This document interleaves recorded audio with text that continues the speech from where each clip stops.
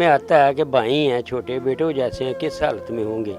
अगर उनको नहीं ख्याल तो फिर मेरे तो अल्लाह ही हाफ़िज़ है। मैंने आज तक नहीं शिकवा किया और ना आँख में आंसू लाया हूँ कि मुझे अल्लाह ने ऐसे कर दिया। अल्लाह का शुक्र है जिस हालत में भी रखा है बेहतर रखा है उसने। अस्सलामुअलैकुम जी, आप देख रहे हैं लम्हा न्यूज़ और मैं हूं आपकी होस्ट उफेरा फैज़। नाजरीन, इस वक्त मैं मौजूद हूं ज़हीर साहब के साथ। ये वो ज़हीर साहब हैं जिन्होंने एक दौर में बड़ी बड़ी ब्रांड्स के साथ, बुटीक के साथ काम किया, मगर दोनों टांगे कटने के बाद आज ये अपनी ज़िंदगी किस हाल में गुजार रहे हैं, ये तमाम तर चीज़ें हम बताएंगे आपको। और ये जो कमरा देख रहे हैं, इस कमरे की कहानी भी हम पूछेंगे ज़हीर साहब। घर में कौन कौन है, बच्चे, बीवी? मेरे भाई हैं छोटे, 3 भाई हैं, एक बहन है। साहब, अभी आपने बताया आपका भाई जो है वो जुनाह में डॉक्टर है, जुनाह हॉस्पिटल में। तो एक भाई डॉक्टर और दूसरा भाई इस छोटे से माचिस के डिब्बी जितना ये कमरा है, उसमें आप अपनी ज़िंदगी गुजार रहे हैं, ये क्या कहानी? मेरे भाई ने दूसरी शादी की है, अपनी पसंद की। कुछ की बेगम ने मुझ पे इल्ज़ाम लगाए कुछ गलत। मैंने कहा ये गलत बात है, मेरी दोनों टांगें काटी हैं, मैं कैसे गलत काम के बारे सोच सकता हूँ। पोह के दिन थे, रात के 12:30 बजे उसने मुझे फ्लैट से नीचे उतार दिया। सगे भाई ने? भाभी ने। भाभी ने? तो फिर मैं 2 दिन 2 रातें बाहर एक दरख्त के नीचे रहा हूँ। दिल में आता है कि भाई हैं छोटे बेटों जैसे हैं, किस हालत में होंगे। अगर उनको नहीं ख्याल तो फिर मेरे तो अल्लाह ही हाफ़िज़ है ना, फिर उनका भी। मैं तो यही कहता हूँ अल्लाह ताला उनको सेहत तंदुरुस्ती दे, अपने घर में खुश रहें। बीवी मुझे शुगर के बाद छोड़ गई है। मेरे ससुराल वालों ने बोला कि अपने बहन भाई छोड़ दो, उधर से जो आपका हिस्सा बनता है जायदाद का इधर लेकर और हमारी बच्ची के नाम प्लाट लगाओ। ज़हीर साहब, मुझे ये बताएं कि ये जो कमरा है, इस कमरे की क्या कहानी? ये कमरा मैंने किराए पे लिया हुआ है।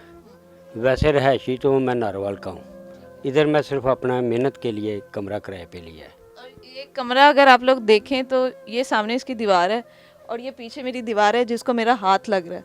यहाँ पे कमरा ख़त्म हो जाता है, यहीं पे आप काम करते हैं, यहीं पे आप सोते हैं? इधर ही काम करता हूँ, इधर ही सोता हूँ। ये जो दोनों टांगें जो हैं ये आपकी कटी, ये क्या कहानी है? क्या हुआ था? कोई बीमारी थी? मुझे शुगर हुई थी 98 में। 7-8 साल के बाद मेरी सीधी लाट काटी गई, 2019 में दूसरी काटी गई।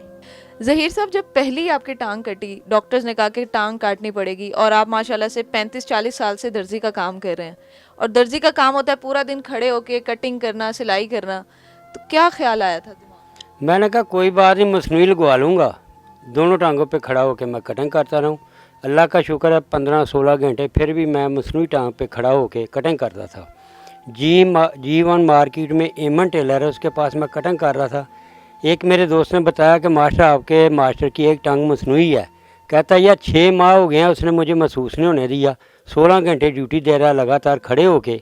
जब वो आया दुकान में कहता मास्टर आपकी एक टांग मसनूई है। मैं कहा हाँ जी सर जी मसनूई है। कहता यार कितनी हिम्मत है कि एक मसनूई और एक सही टांग पे खड़ा होकर 16 घंटे ड्यूटी दे रहा। तो फिर मैंने उसको दिखाई देख के वो उसने अपने माथे पे हाथ मारा को खुदाया ये इस हालत में इतनी मेहनत कर रहा है अभी। फिर मेरी जब दूसरी काटी गई फिर तो ज़ाहिर है दोनों टांगों पे खड़ा नहीं होया जा सकता था। फिर मैंने यही फैसला कर लिया कि अब मैं सिलाई मशीन रख लूँ और अपनी हक हलाल की कमा के खा लूँ, किसी के आगे हाथ ना फैलाऊँ। कभी शिकवा किया अल्लाह से फिर इस बात?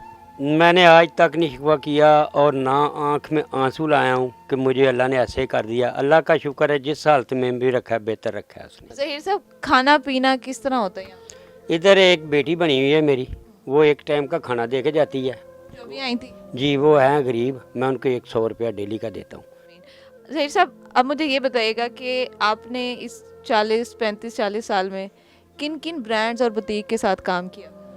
एक तो फैशन वाले है इधर डी ब्लॉक फैसल टाउन में, एक लिंक रोड पे होती थी मैडम सलमा के नाम पे, उस पे किया है। एक और पे गया था लेकिन 2 दिन उधर काम किया। जब उसका माहौल देखा ना ब्रांड का, फिर मैंने चोरी भाग आया हूँ, बता के भी नहीं आया मैडम को मैंने इधर काम करना है नहीं करना। मैंने अपनी कैंची उठाई, डब में लगाई यानी कि नेफे में लगाई, चोरी भाग आया हूँ मैं। 2 दिन के पैसे भी उनको छोड़ आया था। व्यूअर्स, ये थे ज़हीर साहब और इनकी कहानी आज हमने आप लोगों के सामने पेश की। उम्मीद करते हैं आपको हमारी आज की ये स्टोरी पसंद आई होगी। एक नई वीडियो के साथ फिर से हाजिर होंगे, तब तक देखते रहिए लम्हा न्यूज़।